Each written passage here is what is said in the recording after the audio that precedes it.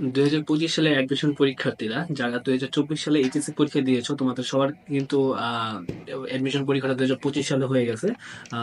25 সাল থেকে জানুয়ারি মাস থেকে কিন্তু তোমাদের অ্যাডমিশন পরীক্ষাটা আস্তে আস্তে শুরু হবে, প্রত্যেকটা ইউনিভার্সিটি পরীক্ষা নেওয়া শুরু করবে এবং মেডিকেল পরীক্ষাটাও কিন্তু 17 তারিখে আমরা জানি।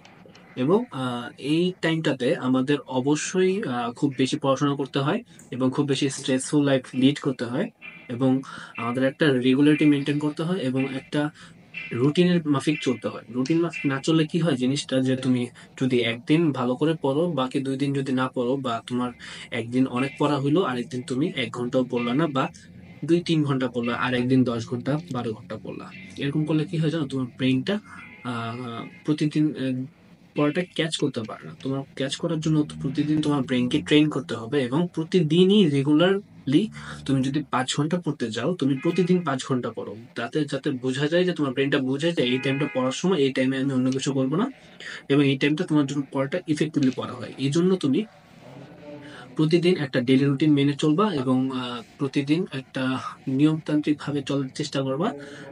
এবং একটা তুমি যতটুকু পড়া তোমার বাকি আছে এবং তুমি যতটুকু পড়তে চাও, তুমি যদি তোমার অনেক পড়া বাকি থাকে এবং তুমি যদি একটু উইক স্টুডেন্ট হও, তোমার নিশ্চয়ই 10 থেকে 12 ঘন্টার নিচে তোমার পড়া অসম্ভব, তোমার আর বেশি পড়তে হবে। এবং তুমি যদি একটু ভালো প্রিপারেশন থাকে এবং তুমি যদি একটু ব্রাইট স্টুডেন্ট হও, তাহলে তোমার মিনিমাম 5 থেকে 6 ঘন্টা তোমার ডেইলি রুটিনে পড়া রাখা উচিত বলে আমি মনে করি।